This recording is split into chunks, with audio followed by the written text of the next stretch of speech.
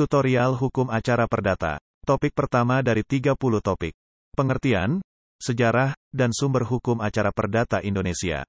Disediakan di Global Tutorial Hukum bukanlah sekadar sebagai pedoman untuk dibaca, dilihat, atau diketahui, melainkan untuk dilaksanakan atau ditaati. Setiap orang melaksanakan hukum, bahkan orang tanpa sadar telah melaksanakan hukum.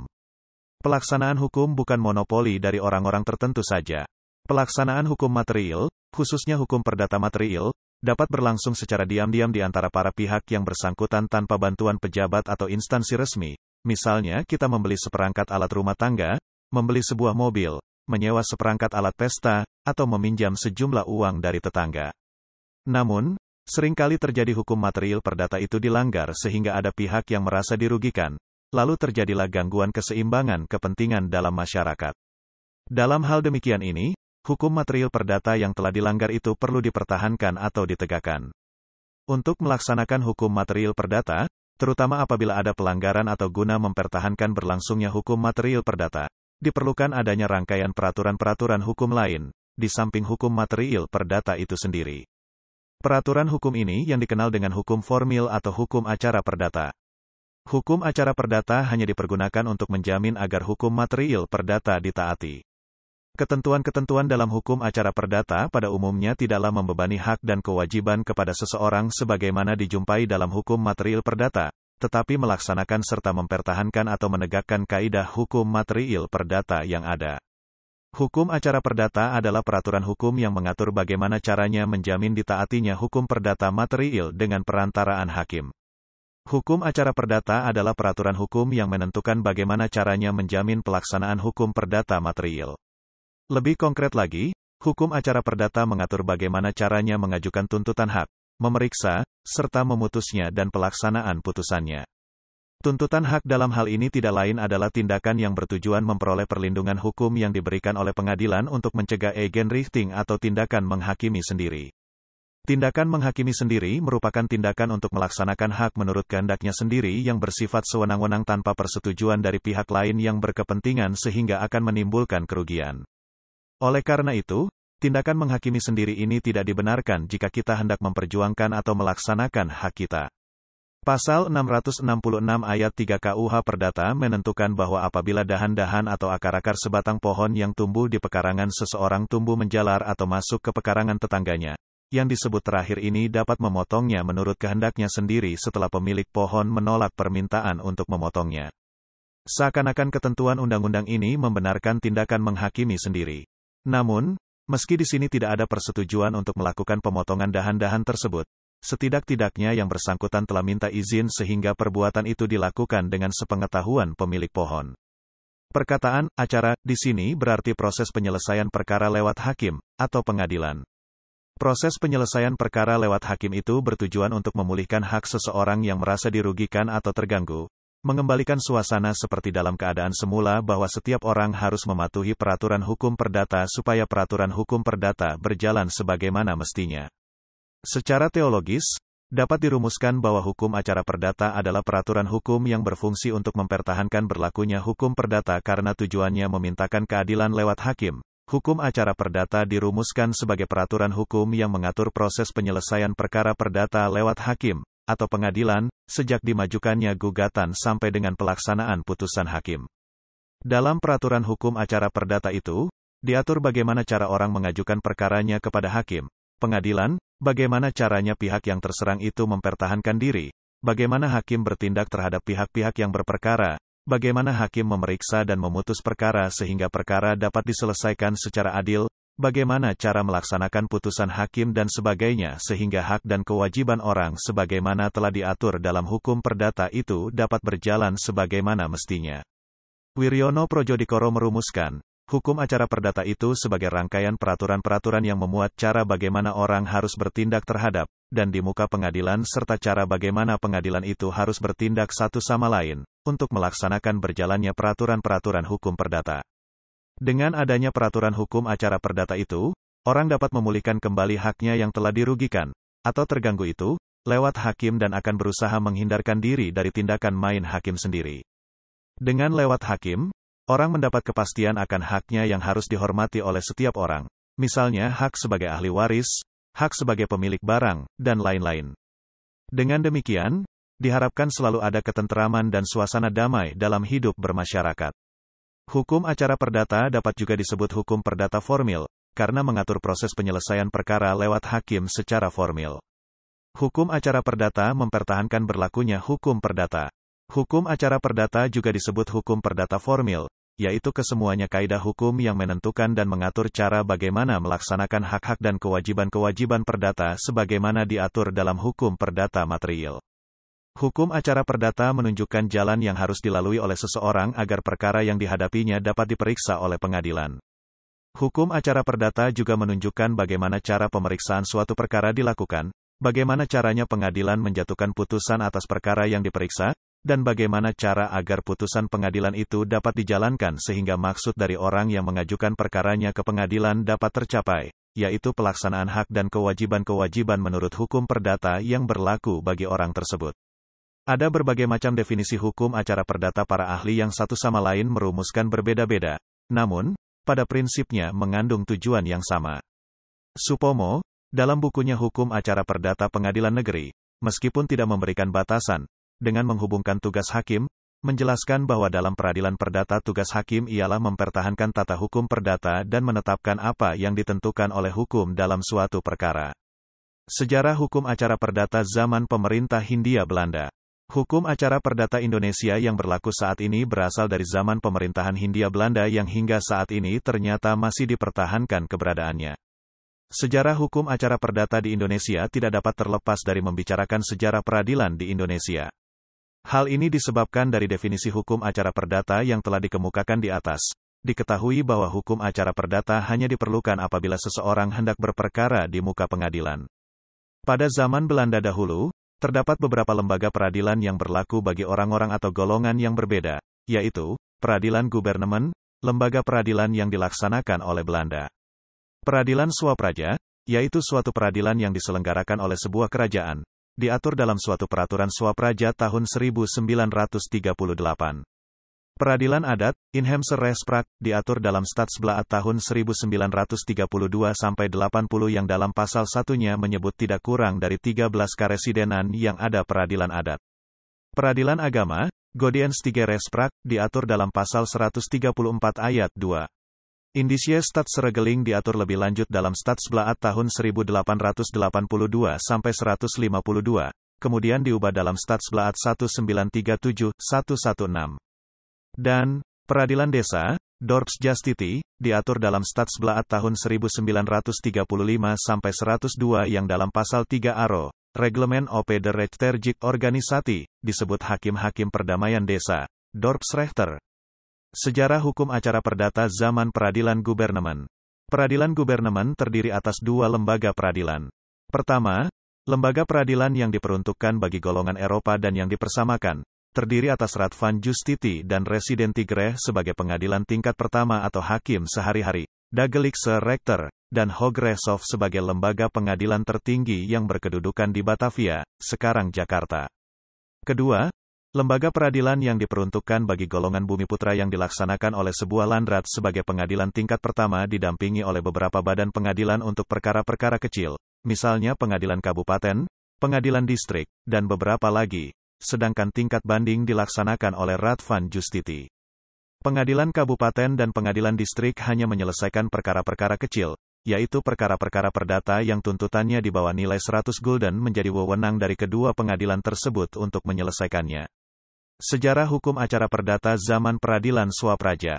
Setelah proklamasi kemerdekaan Indonesia, pengadilan-pengadilan swapraja di Jawa, Madura, dan Sumatera, dengan resmi dihapuskan oleh Undang-Undang Nomor 23 Tahun 1947, kemudian dengan Undang-Undang Darurat Nomor 1 Tahun 1951 yang mulai berlaku pada tanggal 14 Januari tahun 1951, dan menyusul penghapusan pengadilan-pengadilan swapraja di daerah-daerah lain, misalnya Sulawesi dan Nusa Tenggara.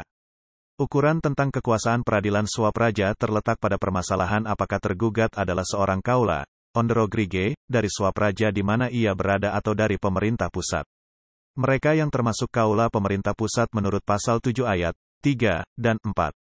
Peraturan Swapraja tahun 1938 adalah orang Eropa, Timur asing, Vreemde Oosterlingen, kecuali keturunan raja, pegawai-pegawai pemerintah pusat, dan buruh dari beberapa macam perusahaan. Sementara itu, orang-orang Indonesia asli, yang bukan pegawai negeri, dan bukan buruh semacam itu adalah kaula Swapraja. Sejarah hukum acara perdata zaman peradilan adat. Peradilan adat hanya berada di daerah-daerah di luar Jawa dan Madura. Pada zaman Hindia Belanda, pasal 130 Indische Stadsregeling memberi kemungkinan bahwasanya di beberapa daerah di Indonesia, ada peradilan adat, di samping peradilan yang diatur dalam Reglement Rechttergik Organisatie, RO, Herzien Inlands Reglement, HIR, Resreglement Buitengewesten, dan yang disebut Governments Rechtspraak. Kemungkinan pada zaman pemerintahan bala tentara Dai Nippon dan setelah Republik Indonesia merdeka, di beberapa daerah dari 13 karesidenan tersebut, secara de facto peradilan adat dihapuskan dan kekuasaan mengadili diserahkan kepada pengadilan negeri.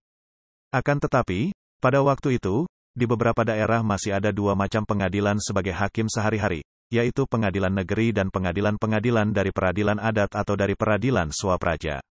Di Palembang, peradilan adat ini pada tingkat pertama dilakukan oleh kerapatan besar dan kerapatan kecil yang diketuai oleh seorang pasira atau wedana, sedangkan peradilan-peradilan yang dilakukan oleh kerapatan tinggi di kota Palembang yang ketuanya dijalankan oleh Ketua Pengadilan Negeri Palembang. Pada akhirnya, pengadilan adat di Palembang ini pada tahun 1961 telah dihapuskan. Di Jambi, peradilan adat pada tingkat pertama dilakukan oleh pasirah dan pada tingkat banding pemeriksaan perkaranya dilakukan oleh Kepala Daerah Swatantra tingkat 1, Gubernur Provinsi Jambi. Pengadilan adat di Jambi ini kemudian dihapuskan mulai tanggal 15 Oktober tahun 1962.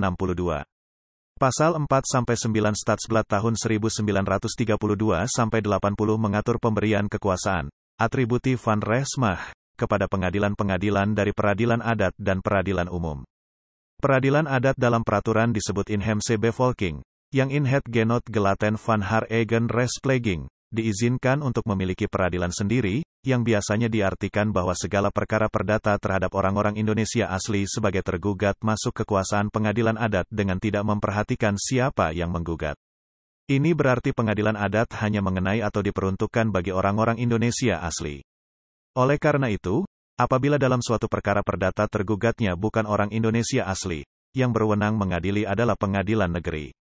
Pasal 7 Peraturan Peradilan Adat, Stadsblad tahun 1932-80, menentukan, apabila tergugat lebih dari satu orang dan orang-orang itu sebagian adalah orang-orang Indonesia asli dan sebagian bukan orang Indonesia asli, yang berwenang mengadili adalah pengadilan negeri, kecuali apabila salah satu dari orang-orang itu adalah penjamin dalam perjanjian utang piutang, borg, dan orang lainnya adalah peminjam. Dalam hal demikian, perkara harus dipecah menjadi dua, yang satu diajukan kepada pengadilan dari penjamin, borg, dan yang lain diajukan kepada pengadilan dari orang yang meminjam uang. Pasal 5 dari Peraturan Peradilan Adat memberi kemungkinan kepada kepala daerah menetapkan bahwa orang-orang Indonesia yang terlibat dalam beberapa macam perjanjian perburuhan dan perjanjian pada umumnya, jika ada alasan-alasan mendesak, orang-orang Indonesia tertentu tidak dapat digugat di pengadilan adat. Sejarah hukum acara perdata peradilan agama Islam. Baik pada zaman pemerintahan bala tentara Dai Nippon maupun setelah kemerdekaan Republik Indonesia, pemerintah tidak pernah mempermasalahkan lembaga yang satu ini. Oleh karena itu, dapat dikatakan bahwa keadaan peradilan agama Islam masih tetap seperti pada zaman Hindia Belanda. Asal muasal dari peradilan agama Islam adalah pasal 134 ayat 2 Indische Stadsregeling yang menentukan bahwa perkara-perkara perdata antara orang-orang yang beragama Islam, apabila hukum adat menentukannya, masuk kekuasaan pengadilan agama Islam, kecuali apabila ditetapkan lain dalam suatu ordonansi. Bagi Jawa dan Madura, menurut pasal 2 Stadsblad tahun 1937-116, pengadilan-pengadilan agama Islam memutuskan perkara-perkara perdata antara orang-orang Islam mengenai nikah, talak, rujuk, perceraian, menetapkan pecahnya perkawinan, dan pemenuhan syarat dari taklik. Dari putusan-putusan pengadilan agama Islam ini dapat dimintakan pemeriksaan banding kepada Mahkamah Islam Tinggi yang dahulu berkedudukan di Jakarta, kemudian dipindahkan ke Surakarta. Mahkamah Islam Tinggi ini menurut pasal 7 gram dari Statsblad tahun 1882 sampai 152 juga berkuasa untuk mengadili sengketa antara pelbagai pengadilan agama Islam di Jawa dan Madura mengenai kewenangan mengadili. Ketentuan semacam itu termuat dalam pasal 3 Statsblad tahun 1937 sampai 638 bagi daerah Banjarmasin dan daerah hulu sungai di Kalimantan Selatan, kecuali daerah-daerah pulau laut dan tanah bumbu. Di daerah tersebut, terdapat hakim kadi yang merupakan pengadilan tingkat pertama dan hakim kadi tinggi yang memeriksa dalam tingkat banding. Bagi daerah-daerah yang masih terdapat peradilan adat, pasal 12 Statsblad tahun 1932 sampai 80 menentukan bahwa peradilan agama Islam dilakukan apabila menurut hukum adat peradilan itu merupakan sebagian dari peradilan adat, sedangkan hakim-hakim dari peradilan agama Islam tersebut akan ditentukan oleh hukum adat atau oleh kepala-kepala daerah yang bersangkutan. Oleh karena dalam peraturan ini tidak menentukan kekuasaan pengadilan agama Islam, dapatlah disimpulkan bahwa hukum adatlah yang harus menentukan hal tersebut.